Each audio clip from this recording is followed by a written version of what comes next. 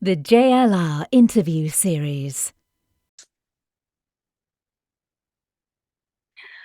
Hello and welcome to our interview series on Jazz London Radio. I'm Faye Patton and my guest today is jazz singer Douyé. It's always very exciting when I get to showcase an artist of whom I am a genuine fan. Her music has been described as the first significant change in the stylistic approach to jazz standards in 30 years, and I'm inclined to agree. Douyé is a Nigerian-born jazz recording artist born and raised in Nigeria and trained at America's Musicians Institute.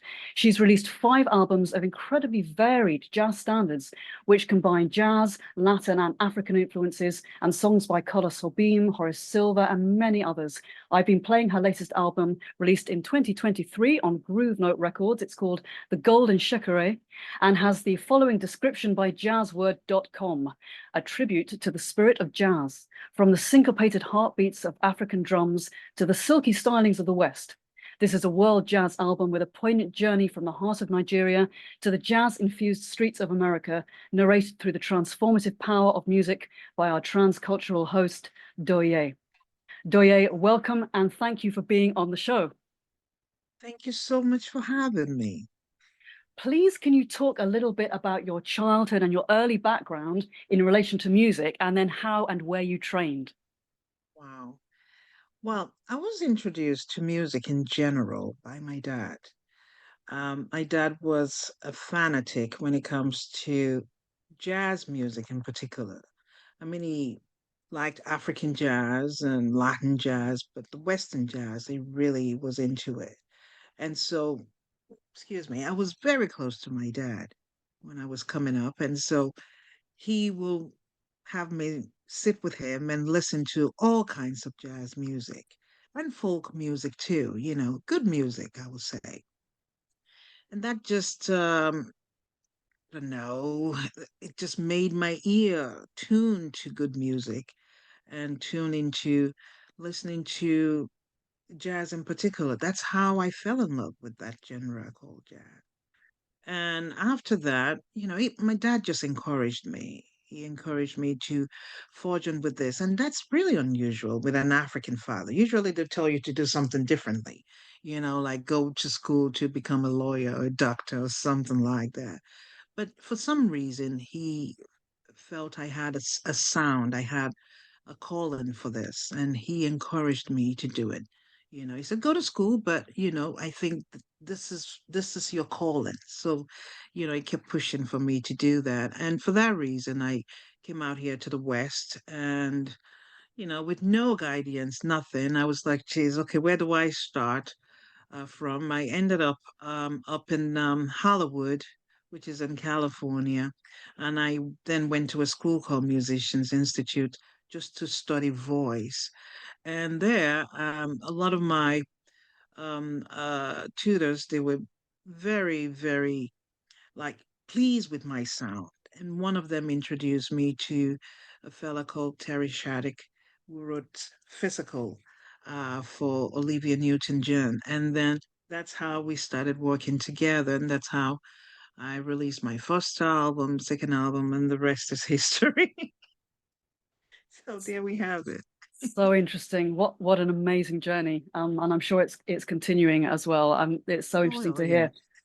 hear. I really love how your latest album, it sounds very contemporary, and at the Hmm. same time, it's very organic and traditional.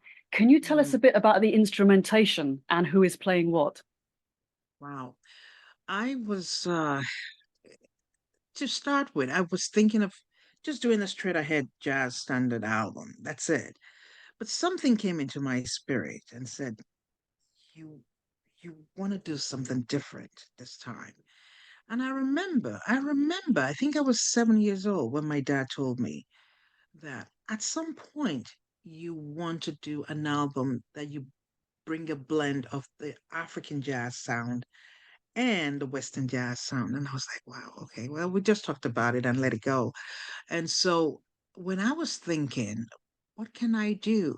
That message that I got from my dad years ago came to mind. And I was like, it wouldn't be a bad idea to do that.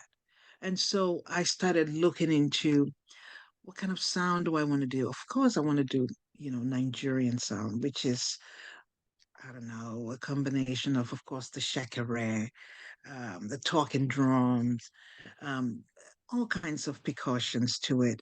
And I was thinking of all those elements. And through that, the songs just kept coming to mind, which song to do, which song not to do. You know, that's how this whole thing started, just thinking about that background of mine, the heritage of mine in terms of music, and trying to blend this two worlds together. Um, what can I say? I'm just so grateful that it came through, Mhm. because I was kind of worried, will this work, But it took a lot of sensibility and thinking to capture the sound that I was looking for, and it came through. I guess the spirit of music was in tune with me on And that. I love the shekere, but why the golden shekere? When I was coming up, most Nigerian homes, they had people play with shekere a lot. Yeah. It's more like a spiritual kind of instrument. Um, when people are getting married, people grab shekere and start playing in different ways. When people have passed, people do that. When just in any kind of ceremony. And I remember always playing with shekere, and I like shekere because it's very versatile. You can play it quietly, you can play it mildly, you can play it loudly, and I like that versatility about it. And so I felt it was golden to have that kind of variations all coming out of one sound, I mean, instrument, which is the shekere. And so I called it golden. Um, that's how it came about. The title came even way before uh started recording. It came way before. It just showed up in my mind, the golden shekere, and I'm like, wow, this really represents what I'm trying to do. So that's how, I kept it that way. It's perfect. It's such a perfect title, isn't it? Yeah, yeah. And it's a golden album as well. Oh, Can you, thank you. truly, truly, can you tell us how and where was the album recorded? And did you multi-track or did you do live or was it a combination? Uh, yeah, it was a combination, but mostly live. Like overdubs, a few overdubs that we did. Um, it was mostly live. I recorded up in New York and a little bit up in Oakland, like the song I've Got You Under My Skin was recorded up in Oakland, California. I recorded it first in New York, and for some reason, the spirit of that song it wasn't coming through. And so I re-recorded it again with a whole big band up in Oakland, California. Few things were overdubbed, like Louis K. I know you wanted to know about Louis K. Yeah, I know you like his work with, on this album. So he lives in another country, and we couldn't quite meet in terms of, schedule and all that. And so he overdubbed his guitar parts. Yeah, but that's really what it is. I like mostly just recording live because I feel it comes out much more better for me, you know. So there we have it. And do you have a favorite track? And if so, why? Oh dear. On this album That's specifically. that's a difficult one because it's almost like every one of them is they're like children to me. I don't know. I get different vibes when I listen to each and every one of them. I try not to listen to my work actually once I'm done because I feel it's for the public. But every now and then I will listen again just to make sure, did I do a good work? And what can I tell you? I like every one of them. Yeah. I like some of them when I just want ooh, excuse me, when I just want to stay quiet and not be bothered with anything. And sometimes when I want to dance, like I've Got You Under My Skin, the big band one really puts me to dance. So Wonderful, wonderful. I like all of them. Yeah, of course, of course. I do too. I do too. In your promo video, you talk about Fela Shawande, Fela Kuti, and Frank Uh-huh. Sinatra as Uh-huh. influences. Can you speak more about Fela Shawande? Wow. When I was coming up, actually, my dad introduced me to fella Showande because we also listened to classical music. But I never thought of him up until I started doing this project because he was, but also when it comes to blending the Nigerian sound with choral sounds and classical sounds and all that. And I was sitting down and I listened to him for good 3 months and I'm like, wow, I'm influenced by this. I want to see if I can really do this, blending the Nigerian sounds with the Western jazz sound, just like he did, but more of a choral classical sound to it. And so he really influenced me when I was thinking about this project. He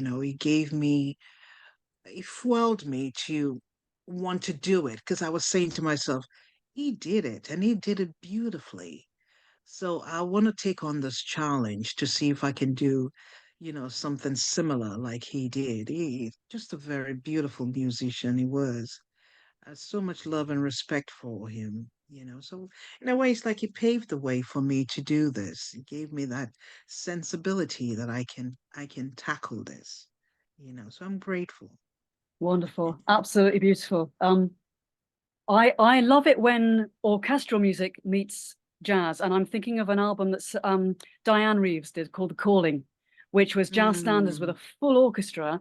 And I was wondering how you find, as a band leader, how you organize and coordinate all your personnel. And do you have a separate MD? Are you the composer? Are you leading and MDing from the vocal microphone? Do you have an arranger? How do you mm. coordinate both live and in the studio, all these personnel that you have to organize? A lot of work. Usually, I find an MD, and I work with that MD in terms of, okay, this is what I'm looking for. What do you think in terms of the musicianship? Who are you thinking about? And sometimes I'll say, I like this person to be part of this. Or what do you think? Do you have an idea of someone else you could bring into, the band and the recordings? And we talk about this, and sometimes I arrange with the MD, and sometimes I allow them to arrange the song. So it's a lot of work, putting all of that together, thinking there's so many beautiful musicians out there. But to be able to think, okay, I think this one will be great with this person, and then reaching out to that person, and then they saying, yes, they're going to, be part of the album. It takes a lot of work. Just putting that together sometimes takes about 6 months because then they have to think about their schedule. Are they going to be available for the recording? Takes a lot of work, but it's good work. It's a good challenge. So I always look forward to it. You know, what I can want I to go say? back in time a little bit through your back catalogue because I know you've been through all different kind of eras with these all these releases you have, and they're all quite different. Can you tell me a little bit about your second album, So Much Love, which I believe has the tribute song to Fela Kuti? And can you Yes. talk a bit about Fela Kuti and his influence on you? Wow. I wrote all of the songs from So Much Love with Terry Shaddick. Um, I love Fela so much. I don't know what to say. I really love his sound, his attitude, his message. And so I have so much love and respect for him. And that's how the title came about, So Much Love. Um, I did a tribute, a particular song in that album titled So Much Love too.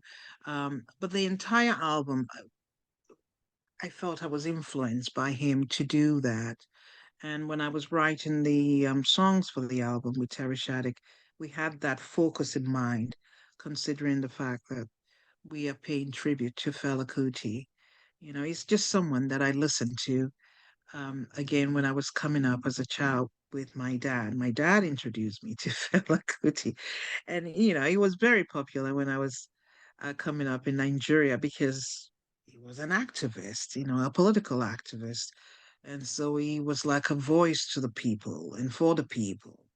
And my dad took that seriously. And so I became influenced by him as well. So, that's how that came about.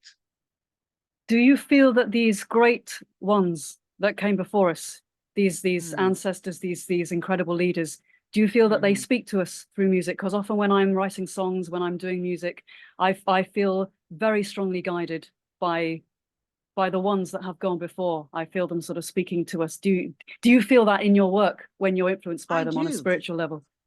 I do. I'm very, very, I believe I have a very strong spirit. And this thing that I do with music, I cannot do it without being involved spiritually. It's a spiritual work for me. Take, for example, when I was thinking about I've Got You Under My Skin, I, I'm telling you, Faye, I didn't want to record the song because I felt I don't know what else I could do with the song that Frank Sinatra did not do.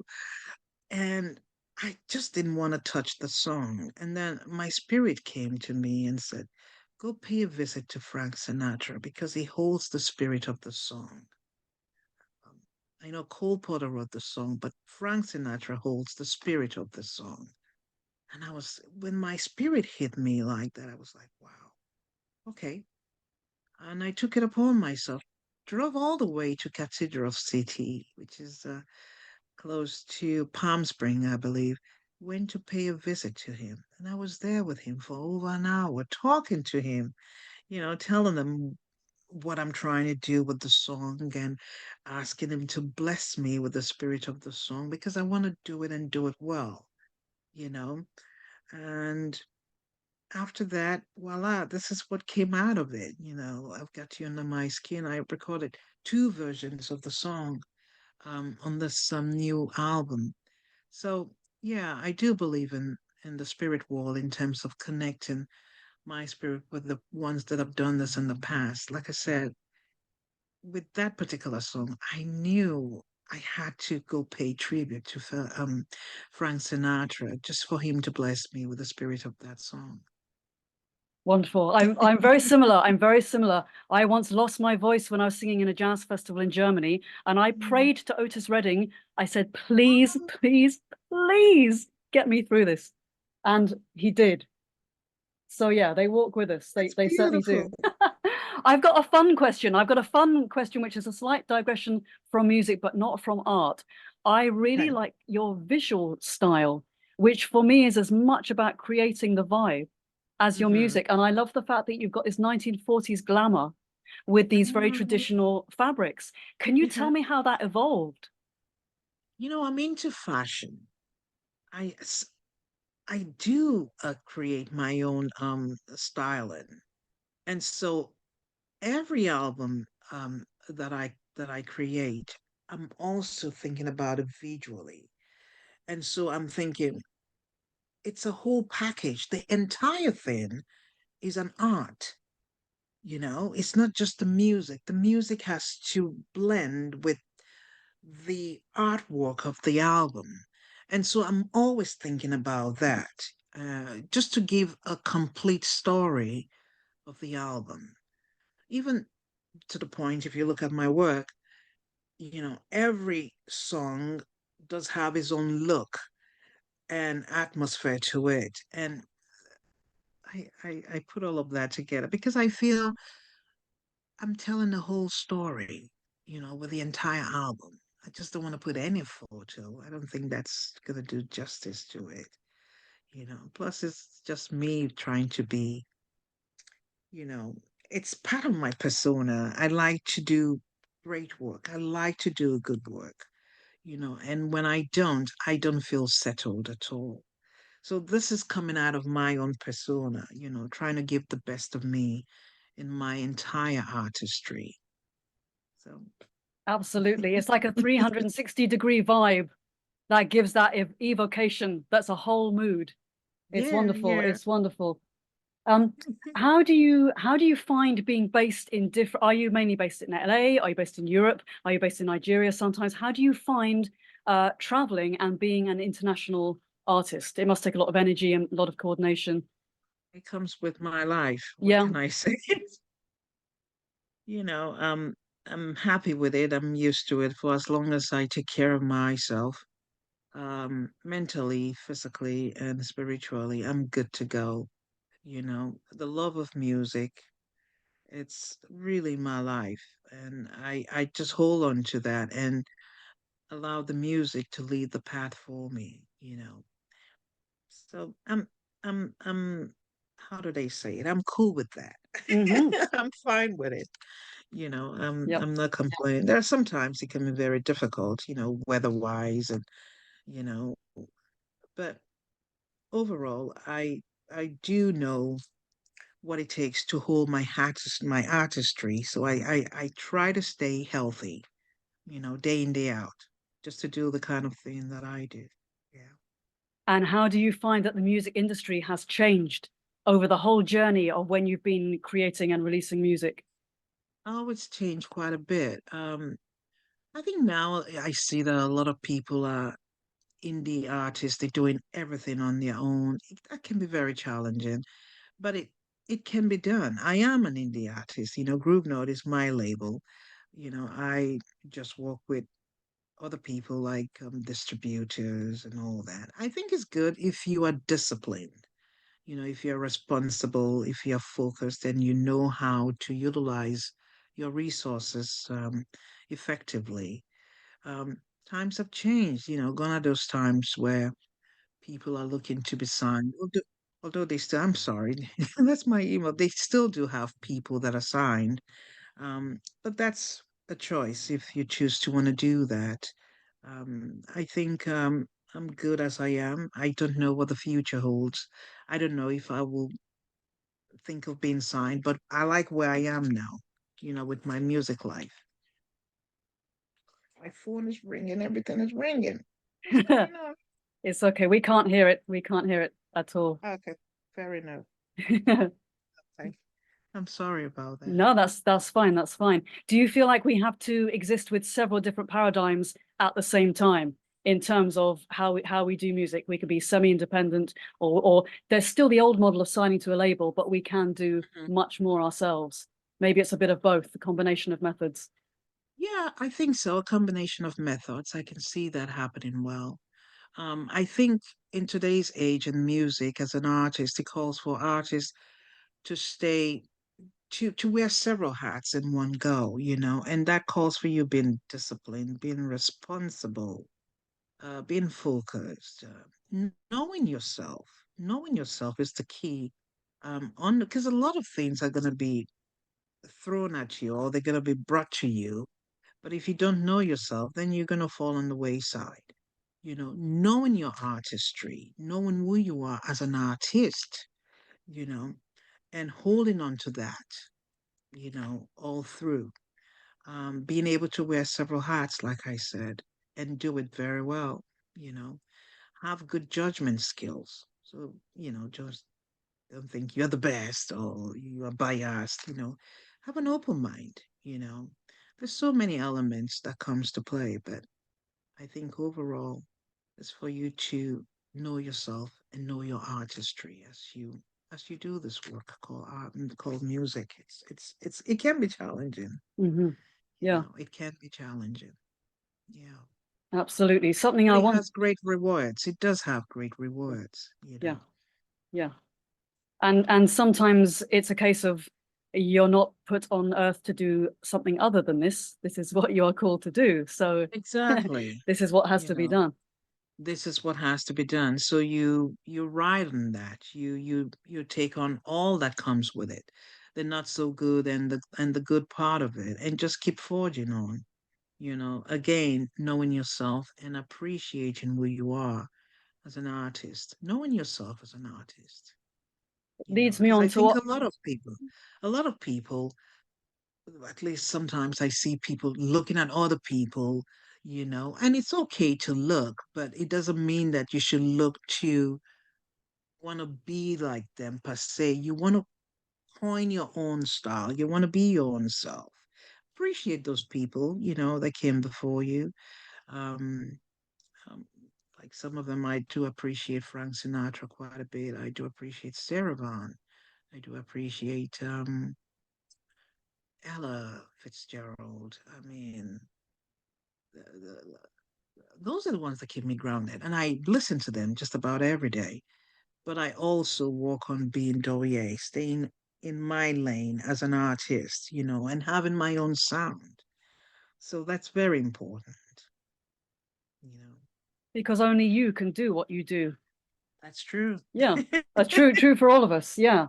It leads me on to my next question, which I was going to say, um, what legacy, what impact do you want to leave with your music? Because I have a theory that we're musicians, that's our art form, but we could equally be bringing our message and our vibration through another art form. It just happens to be music. We're bringing an essence, each one of us, that is absolutely unique and irreplaceable. And what's the lasting legacy that you would like to have? Or is it just too It's far great. in the future to know? Well, I mean, it's building. It's Mm, building. It's for me. It's continuing to build to place value in this thing called music, bringing my own voice, my own unique sound. Bringing my sense of identity. As a person, as a musician, and staying unique, staying true to my style, staying true to my artistry, and being able to pass the message out there and influence people, musicians that are coming up and wanting to do the same thing, especially from the world of Africa, you know. Um, Most times I see African musicians, they want to do African jazz, and that's beautiful because that's part of our identity.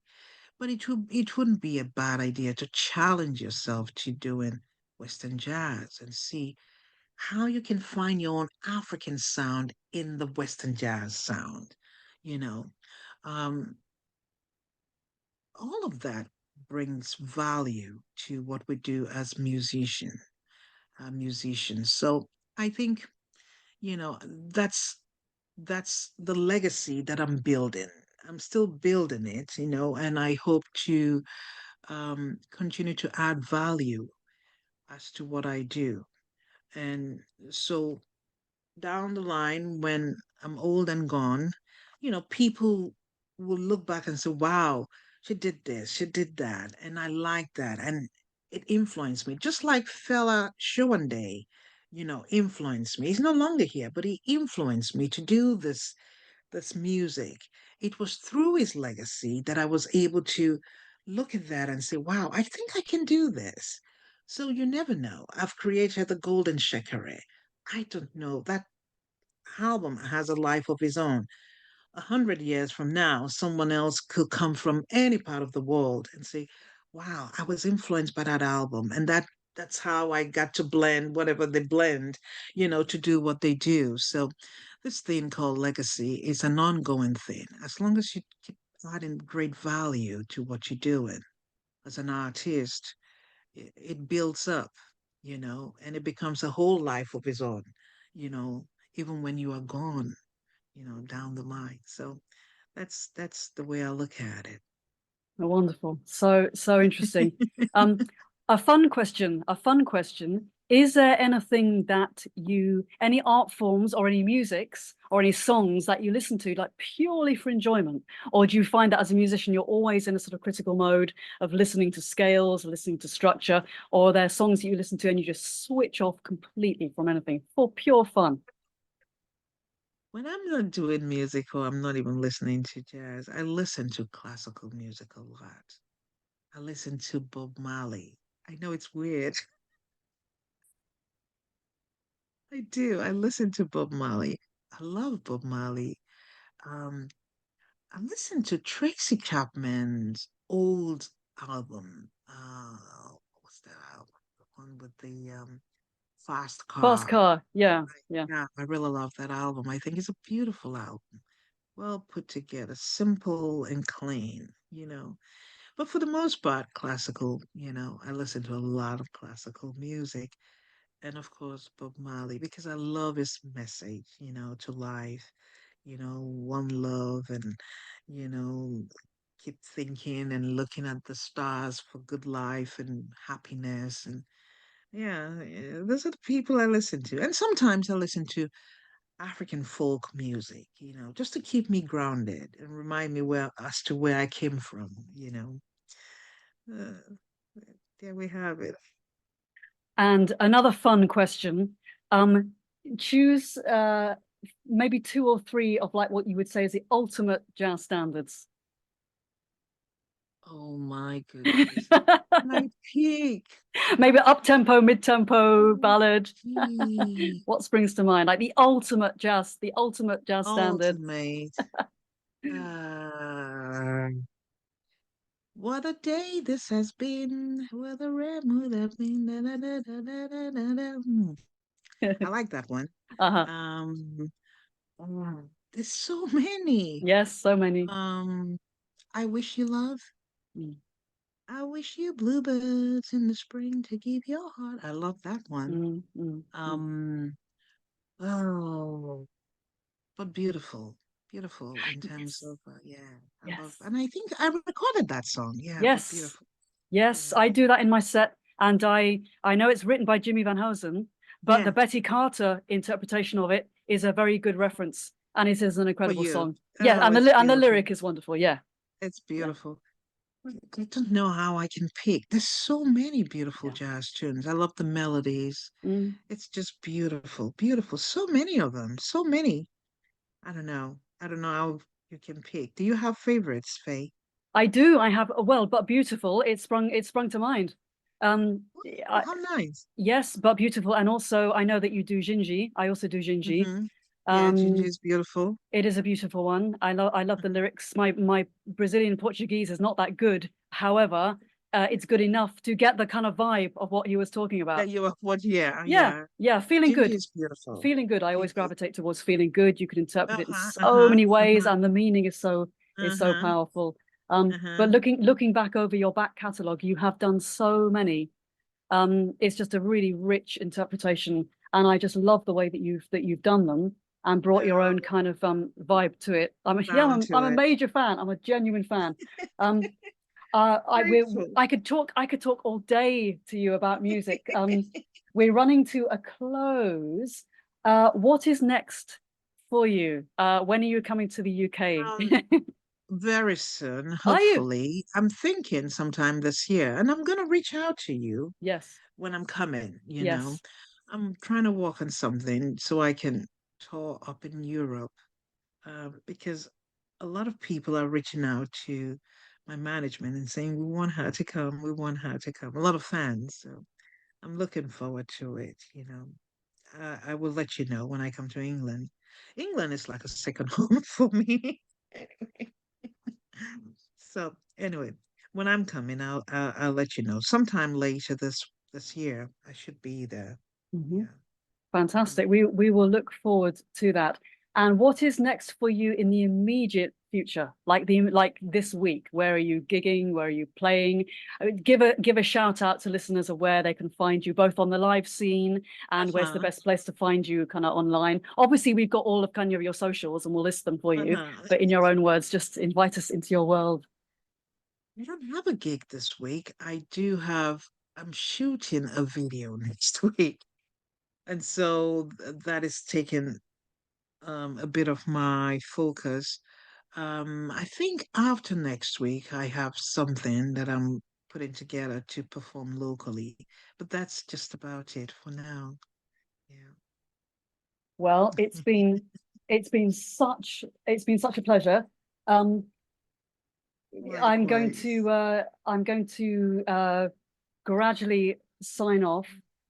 Thank you so Oh, much for talking to us thank you today, so much. for Thank taking you the so time much. out. Thank you. It's been Thank you absolutely for playing delightful. my music. I do appreciate you. I appreciate the station, London Jazz. Thank you so much. Thank you for the love. Really, thank you for the love. It means so much to me as an indie artist, to be able to be recognized like that and been celebrated for your work means a lot to me. It means I'm on the right path, and I'm grateful for that. I recognize you as a bridger of worlds not just you, but the influences that you cite. Those great ones were also bridges of worlds. I'm a bridger Yeah. of worlds in my own way. We can all be bridges of worlds. It's what the times demand. It's what the times demand. Douyé, thank you so much. We're going to sign off. If by now, like me, the listeners, you want to immerse yourself in Douyé's incredible, prolific and accomplished back catalogue, head over to douyémusic.com and instagram.com/Douyé-official, where you can find everything. Thank you to my guest today, and keep on tuning into Jazz London Radio for more great shows and interviews. Until next time, bye for now. Oh, bye-bye. Bye, London. Thank you. The JLR Interview Series.